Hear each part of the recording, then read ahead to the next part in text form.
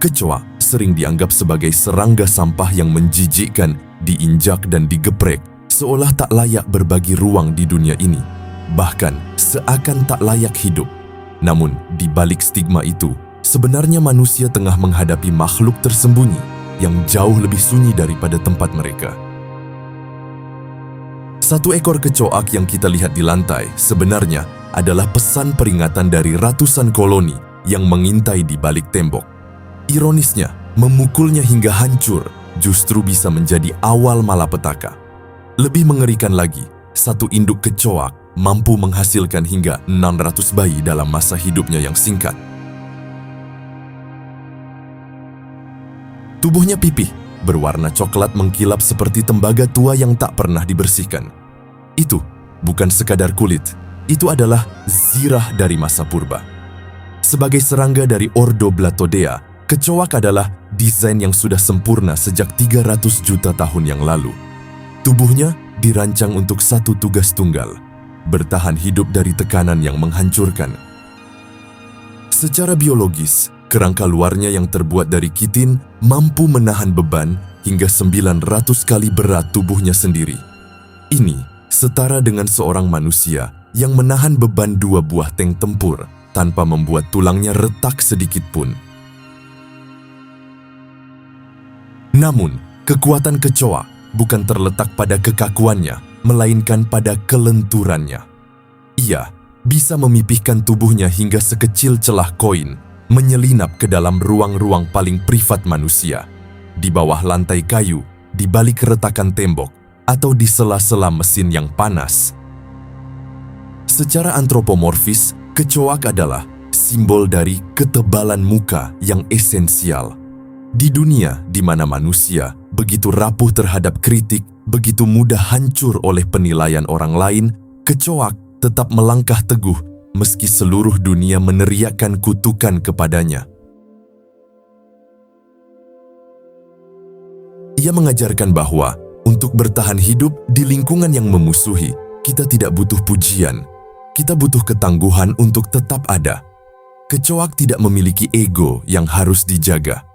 Ia tidak peduli jika ia dianggap menjijikkan selama ia masih bisa menemukan rupukan sampah dan remahan roti di bawah meja makan. Ia adalah manifestasi dari daya tahan murni. Sebuah eksistensi yang begitu kuat sehingga bisa tetap hidup tanpa kepala selama berminggu-minggu.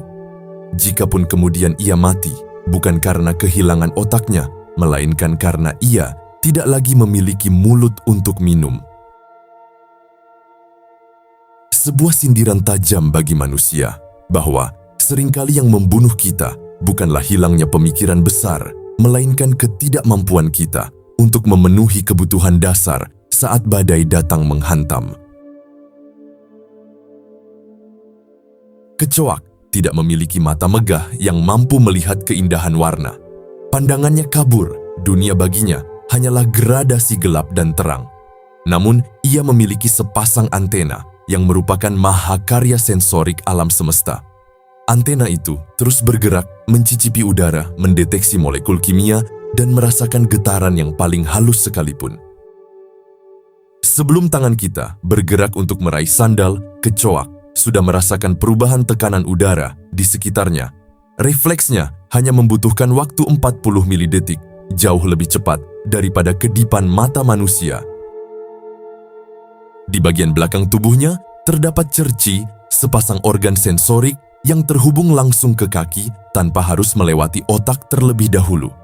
Ini adalah sistem pertahanan otonom yang membuat kecoak bereaksi sebelum ia sempat berpikir.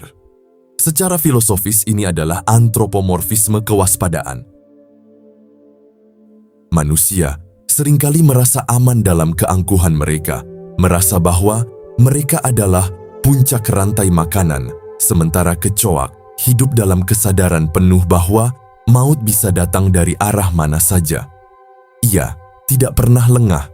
Ia menavigasi dunia, bukan dengan harapan, tapi dengan kewaspadaan yang dingin. Data ilmiah menunjukkan bahwa kecoak mampu mendeteksi sumber makanan yang membusuk dari jarak yang luar biasa. Ia adalah pakar dalam mencari peluang di tengah keterpurukan. di mana manusia melihat kotoran dan akhir dari sebuah nilai, kecoak melihatnya sebagai awal dari sebuah perjamuan. Ia mengajarkan kita tentang optimisme di dalam limbah. Berapa banyak dari kita yang mampu tetap produktif dan tenang saat dunia hanya memberikan kita sisa-sisa dan sampah? Kecoak melakukannya setiap malam. Ia tidak memilih-milih apa yang diberikan takdir kepadanya. Ia mengambil apa yang ada, mengubah sampah menjadi energi untuk bertelur dan terus bergerak dalam bayang-bayang tanpa menuntut pengakuan dari siapapun.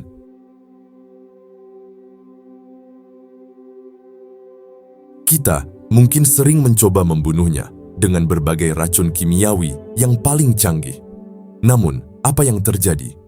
Kecoak hanya perlu beberapa generasi untuk membangun kekebalan dari racun yang kita semprotkan. Mereka memiliki sistem genetik yang luar biasa adaptif. Hati mereka memproduksi enzim penetral racun yang membuat pestisida manusia hanya terasa seperti bumbu tambahan pada makanan mereka.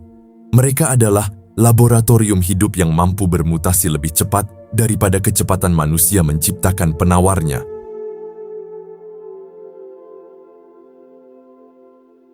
Secara antropomorfis, ini adalah pelajaran tentang evolusi rasa sakit. Kecoak menunjukkan bahwa apa yang tidak membunuhnya benar-benar membuatnya lebih kuat. Setiap serangan yang kita lancarkan kepadanya justru memperkuat garis keturunan mereka. Setiap kali kita menyemprotkan racun kimia, kita percaya bahwa kita sedang memenangkan perang. Padahal, dalam banyak kasus, kita justru sedang memulai perlombaan evolusi. Insektisida yang mematikan generasi pertama seringkali menjadi tekanan seleksi bagi generasi berikutnya. Mereka yang kebal bertahan lalu mewariskan ketahanan itu. Tanpa sadar, kita melatih musuh yang ingin kita musnahkan. Perang ini adalah cermin dari keangkuhan teknologi kita yang percaya bisa menundukkan biologi dengan cara yang instan. Namun, alam selalu memiliki jawaban yang lebih sabar. Melalui mutasi kecil dan adaptasi yang sunyi, kecoak mengubah racun kita menjadi sekadar babak baru dalam sejarah ketangguhan mereka yang panjang. Mereka menyerap penderitaan, mempelajarinya, dan menyimpannya dalam kode genetik agar anak-anak mereka tidak lagi menderita hal yang sama. Sementara manusia seringkali jatuh pada lubang kesalahan yang sama berulang kali. Sementara kecoak memastikan bahwa masa lalu mereka yang pahit menjadi senjata untuk masa depan yang lebih baik. Karena itu, kecoak disebut penyintas kiamat biologis. Bahkan, radiasi nuklir yang mematikan bagi sel manusia disebut hanya memberikan sedikit dampak pada kecoak karena siklus pembelahan sel mereka yang lambat. Mereka adalah saksi dari keangkuhan teknologi manusia, bahwa sekuat apapun senjata yang kita buat, alam selalu memiliki cara untuk melahirkan makhluk yang mampu menertawakannya dari balik pipa pembuangan. Secara historis, memang tidak ada catatan resmi atau laporan ilmiah khusus dari tahun 1945 yang secara spesifik menghitung populasi kecoak yang selamat tepat di Ground Zero Hiroshima atau Nagasaki segera setelah ledakan. Namun, ada laporan dari para penyintas atau hibakusha dan tim medis yang datang tak lama setelah ledakan bahwa kecoak dan lalat terlihat merayap di antara reruntuhan dalam waktu yang relatif singkat. Hal ini memicu persepsi bahwa sementara manusia hancur menjadi debu, kecoak tetap berjalan seolah tidak terjadi apa-apa. Kecoak tidak pernah benar-benar sendirian. Jika kita melihat satu ekor merayap di bawah cahaya lampu, maka ketahuilah bahwa ada ratusan, bahkan ribuan lainnya yang sedang mengawasi dari kegelapan. Mereka adalah makhluk komunal yang memiliki tatanan sosial yang sunyi, namun sangat efektif. Mereka menggunakan feromon agregasi, sebuah sinyal kimiawi yang ditinggalkan melalui kotoran mereka untuk memberitahu sesamanya. Di sini aman, di sini ada makanan, di sini kita bisa berkumpul. Ini adalah bentuk antropomorfisme kolektif yang mencekam. Kecoak tidak mengenal konsep pahlawan tunggal. Mereka tidak butuh pemimpin karismatik atau ideologi yang rumit untuk bersatu. Mereka bersatu karena insting untuk bertahan hidup. Mereka berbagi informasi tentang tempat-tempat paling hangat di rumah kita, seolah-olah mereka memiliki jaringan intelijen bawah tanah yang tak tertembus.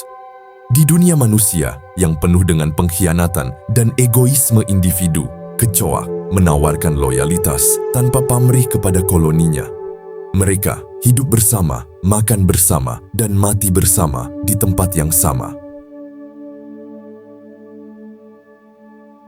Data biologi mengungkap hal yang lebih menarik, bahwa kecoak memiliki kemampuan untuk membuat keputusan kelompok.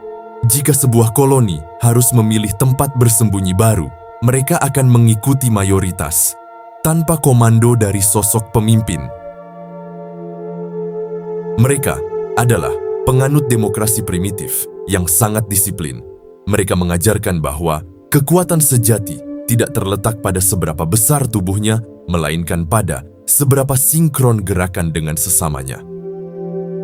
Keberhasilan mereka dalam menguasai setiap gedung pencakar langit di dunia bukan karena kekuatan fisik, tapi karena kemampuan mereka untuk membangun imperium di sela-sela kelengahan kita. Mereka adalah penguasa bayangan yang tidak butuh takhta, karena bagi mereka, setiap sudut kotor adalah istana yang sah. Mari kita bicara tentang masa depan mereka yang seringkali menjadi mimpi buruk bagi kita. Seekor kecoak betina tidak sekadar bertelur, ia memproduksi OOTK, sebuah kantung pelindung yang keras dan kedap air, menyerupai dompet kecil yang berisi puluhan nyawa baru. Ia akan membawa kantung ini di ujung perutnya, melindunginya dengan seluruh sisa tenaganya, sampai ia menemukan tempat yang cukup aman untuk meletakkannya. Ini adalah simbol dari ketangguhan generasi. Kantung telur itu adalah bunker biologis yang tahan terhadap serangan pestisida, perubahan suhu yang ekstrim, bahkan kekeringan. Di dalam sana, calon-calon penyintas sedang dibentuk. Secara filosofis, kecoak menunjukkan bahwa investasi terbaik untuk masa depan adalah perlindungan terhadap keturunan. Mereka tidak membiarkan anak-anak mereka lahir di tempat yang tidak pasti.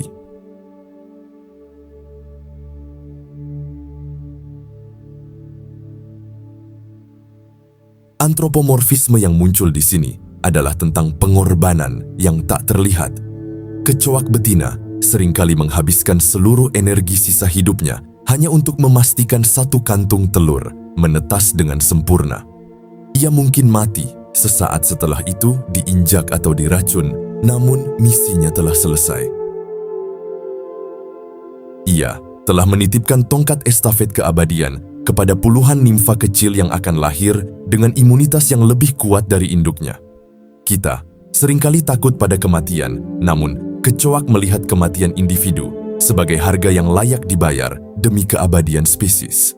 Mereka tidak takut punah karena mereka tahu bahwa selama masih ada satu celah yang tersisa di bumi, sejarah mereka akan terus tertulis.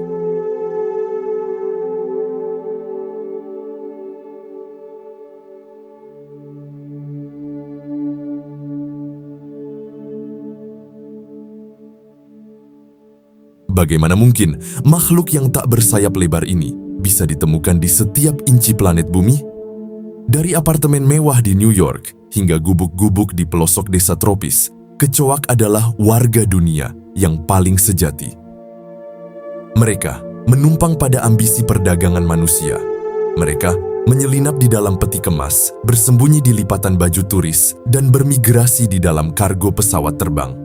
Mereka adalah penakluk yang tidak butuh kompas, karena kompas mereka adalah bau keringat dan sisa makanan kita.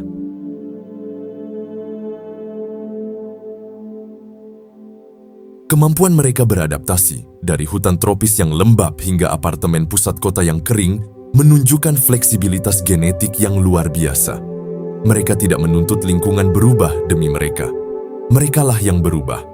Selama ada setetes air dan sedikit sisa materi organik, mereka akan menemukan cara untuk menetap. Kecoak Amerika atau Periplaneta americana sebenarnya berasal dari Afrika yang kemudian menjajah Amerika melalui kapal-kapal perdagangan budak. Mereka adalah saksi bisu dari sejarah kolonialisme manusia yang paling kelam. Mereka melihat penderitaan, mereka melihat keserakahan, dan mereka mengambil keuntungan dari setiap perpindahan itu. Secara filosofis, kecoak adalah bayangan peradaban. Di mana manusia membangun kemajuan, kecoak hadir sebagai pengingat bahwa kemajuan selalu menyisakan residu.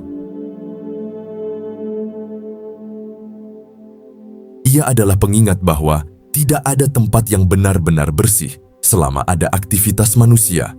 Kita mencoba membangun sterilitas, menciptakan ruang-ruang putih yang higienis, namun kecoak selalu menemukan cara untuk masuk.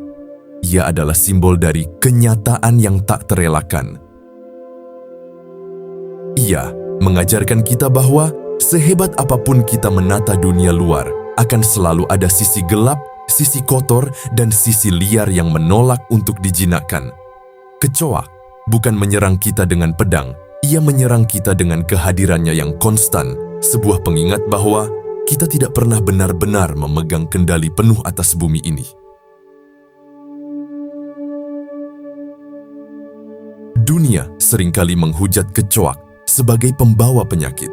Memang benar mereka membawa bakteri di kaki-kaki berduri mereka. Namun di alam liar, kecoak adalah petugas kebersihan yang paling rajin.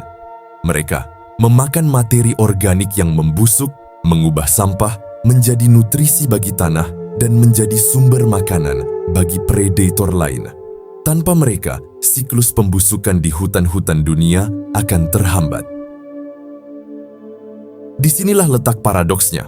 Kita membencinya di rumah kita, namun alam membutuhkannya di rumahnya.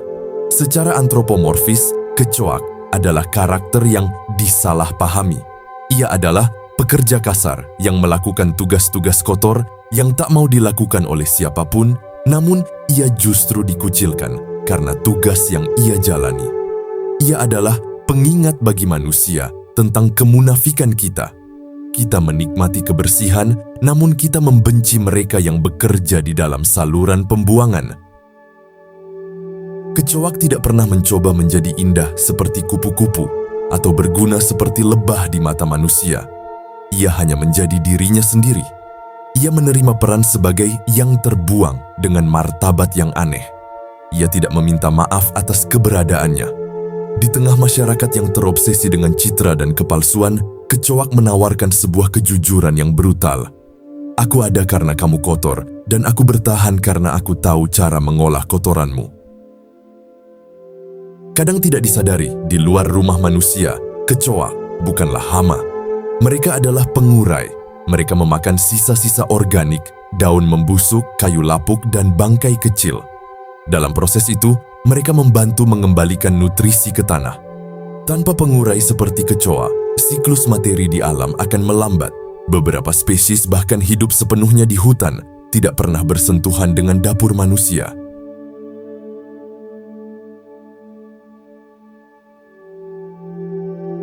Ada sebuah legenda urban yang didukung oleh fakta sains yang mengerikan.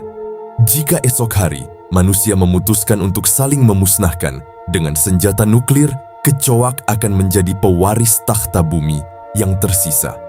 Ketika radiasi membakar sel-sel mamalia dan menghancurkan untayan DNA kita hingga tak bersisa, kecoak hanya akan merasa sedikit tidak nyaman.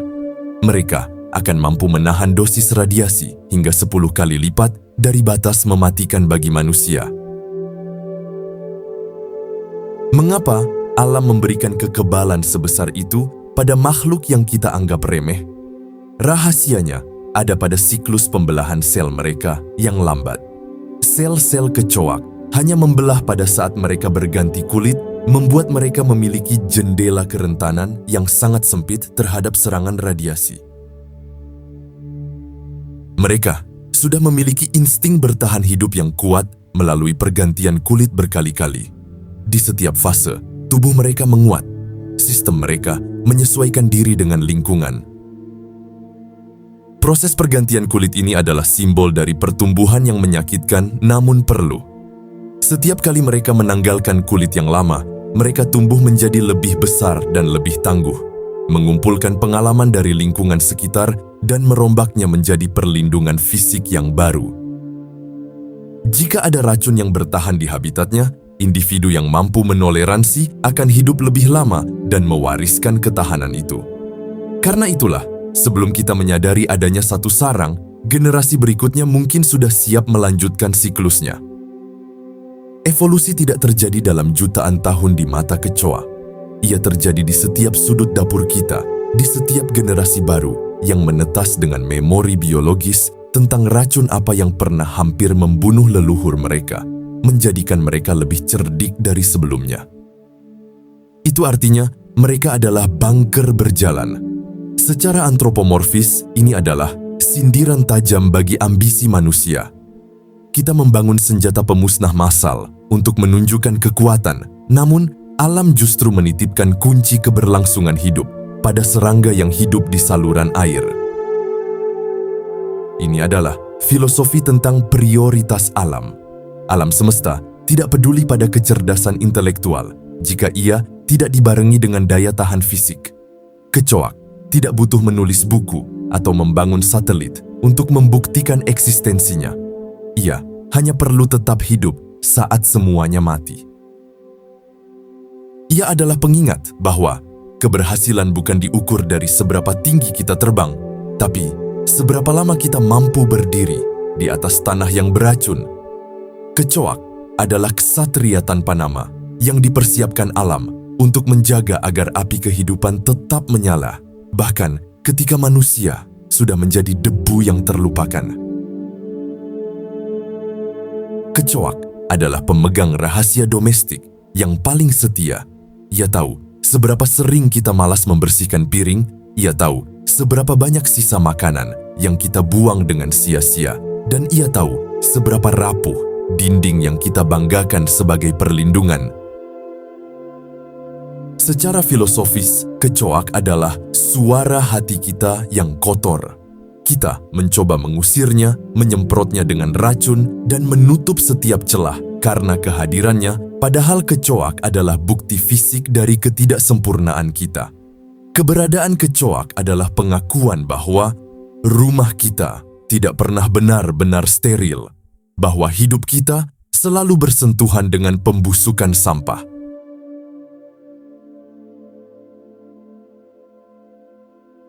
Pada akhirnya, kecoak bukan sekadar hama yang harus dibasmi. Ia adalah simbol dari sebuah keteguhan yang melampaui logika manusia. Ia adalah sang penyintas sejati yang tidak membutuhkan kasih sayang untuk tetap ada, tidak membutuhkan kecantikan untuk tetap dihargai oleh alam, dan tidak membutuhkan suara untuk menyatakan kekuasaannya di bawah retakan lantai. Kita membencinya karena ia adalah cermin dari daya tahan yang kita sendiri tidak miliki. Kita iri pada kemampuannya untuk pulih dari kehancuran, pada imunitasnya terhadap racun dunia, dan pada kesederhanaannya yang luar biasa dalam mencukupi kebutuhan hidup. Kecoak telah ada jutaan tahun sebelum kita, dan ia akan tetap ada jutaan tahun setelah kita tiada. Dan mereka adalah cerminan dari apa yang kita lakukan